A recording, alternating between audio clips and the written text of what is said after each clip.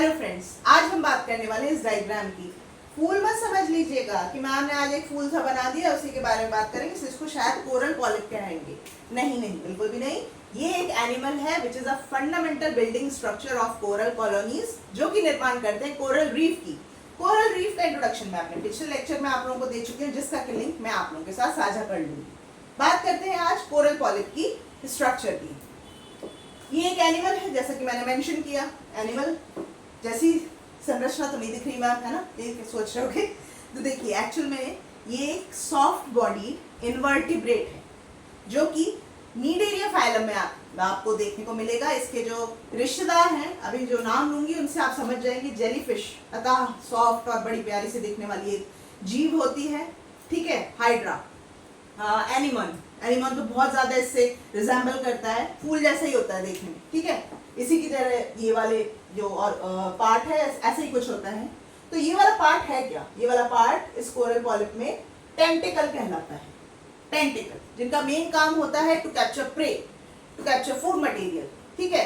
And what is the food material here? We have zooplankton and small fish as a food for this coral polyp that is captured by the tentacle via stinging action.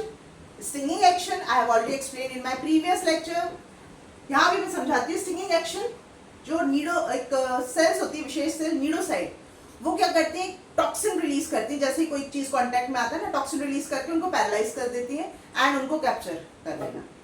अगर कोई predator भी है इनके आसपास, कोई harm ये देखते हैं, तो सेम एक्शन से ये उससे अपना बचाव करते हैं।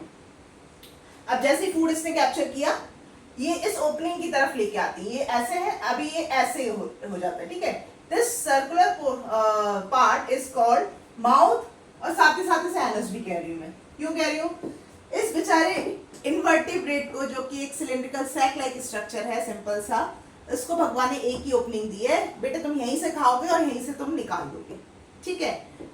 अब यहीं से ये कैप्चर करता है, जो भी अनयूज्ड और वेस्ट मटेरियल होता है वो यहीं से वापस बाहर चला जाता है, ठीक है। बढ़िया। अब हम बात करते हैं कि किन लेयर्स से इसकी पूरी बॉडी, जो थैली जैसी संरचना मैंने कही, सैक लाइक स्ट्रक्चर, वो किन लेयर से बनती है। अब लेयर की बात कर रही हूँ, इन्वर्टिब्रेट भी बोल दिया, तो यहाँ पे टिश्यू तो है ही, ठीक है। टिश्यू है तो सेल्स भी होंगी। तो एक एक करके हम तीन लेयर जो इसकी मेनली इन्वॉल्व होती है इसकी पूरी संरचना को बनाने में, उनकी बात करते हैं। तो first one is the epidermis. Epidermis the outer most layer, ये ब्लैक शो कर रही हूँ आपको, ठीक है। पूरी बाहर की लेयर एपिडर्मिस है। Orange one is the mesoglea and this one is gastrodermis, ठीक है। So epidermis, the first cell of epidermis is epitheliomuscular cell, जो कि संरचना तो बनाएगी, मेन मेजर जो स्ट्रक्चर है एपिडर्मिस का, एपिथेलियोमस्कुलर सेल ही बना रही है। साथ ही साथ मस्कुलर वर्ड यूज किया, that means they must have some myofilament that provide contraction, that provide movement. Movement से मत समझिएगा कि एक जगह से दूसरी जगह और इधर उधर मूव करते रहते हैं, नहीं, बिल्कुल भी नहीं। ये ससाइल होते हैं। कोरल पॉलिप 100% ससाइल होते हैं, 100% ससाइल है, ये इधर से उधर मूव नहीं करते, ठीक है। सो फिर मायोफिलामेंट का मूवमेंट का क्या मतलब है? टेंटिकल्स है, देखिए टेंटिकल्स को तो मूव करना ही है, कॉन्ट्रैक्ट भी करना है, माउथ तक अपना खाना भी ले जाना है, डाइजेशन हो रहा है, ठीक है। In these process the role of epitheliomuscular cell is must. Next we have cnidocyte. Cnidocyte का स्टिंगिंग एक्शन ही होता है, जो कि मैंने टेंटिकल्स में आपको बताया। Then we have mucocyte. Mucocyte release mucus that form a slimy layer around it, around the body of coral polyp. Then we have sensory cells. Sensory cell can sense any type of stimuli around it. कोई खतरा है, कोई खाना, छोटी छोटी sales, ज़ूप्लैंक्टन्स अगर जा रहे हैं तो सेंस करता है और उसको अकॉर्डिंगली एक्शन करता है। नर्व सेल कोऑर्डिनेट करते हैं इस स्टिमुलाई को, ठीक है। Interstitial cell is a special cell that work like stem cell, so that it can differentiate it into other type of cell of epidermis as per the need. Next to epidermis we have this orange layer which is called as mesoglia. Mesoglia is acellular layer which is gelatinous type, jelly like structure that provides support, that provide buoyancy and helps in the structure of polyp.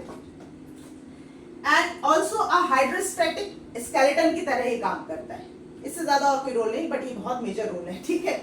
Next we have gastrodermis. Gastrodermis again share a few cell which is similar to epidermis. First one is the epitheliomuscular cell. Purpose इसका भी वही है जो मैंने अभी बताया, gland cell release secrete कर रहे होंगे, क्या secrete करेंगे ये? enzymes secrete करेंगे, ठीक है, जो कि digestion में help करेंगे. Then we have mucocyte here, mucus release करेगा, and then we have pigmented cell. Pigmented cell mainly provide some fluorescent color in few polyp that helps to provide color.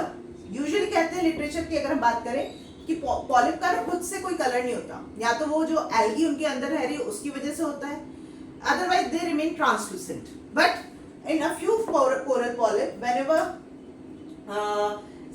whenever they strike with the UV rays और the sunlight उन पे पड़ती है, तो तब ये fluorescent colour सा इनमें देखने को मिलता है. And this fluorescent color is the protein they stored within them. Amoebocyte digestion में help कर रहे हैं. Zooxanthellae is that algae that remains within these gastrodermal cell as a symbiont. ये photosynthesis करती हैं, खाना बनाती हैं, इससे खाना की पूर्ति हो पाती है पॉलिप की, और इन्हें मिल जाता है shelter protection. Next we have cnidocyte here also. Gastrodermis में भी नीडोसाइट होती है, क्योंकि ये माउथ है भाई, यहाँ पे दांत तो है नहीं जो फूड को प्रोसेस करके अंदर आ रहा है, नहीं, वाटर स्ट्रीम के साथ चीजें आती हैं और बाहर चली जाती है. तो वाटर स्ट्रीम के साथ हो सकता है ना कुछ लाइव चीजें आ जाएं, तो वहां पे नीडोसाइट फिर वो जो काम टेंटिकल नहीं कर पा रहे वो फिर अंदर वाली नीडोसाइट खत्म कर देती है, ठीक है. So this is about the structure of the coral polyp. I hope ये लेक्चर अच्छा लगा हो तो please hit the like button and share this video with your friend. ऐसे ही इंटरेस्टिंग टॉपिक के साथ हम और आपके सामने आते रहेंगे, हम शेयर करते रहेंगे. कुछ आप लोगों को जानकारी और लेना हो या कुछ आपके प्रिसाइज कमेंट्स हो तो please let me know in the comment box. मिलते हैं आगे के लेक्चर्स के साथ. Till then stay safe and stay blessed. Bye bye.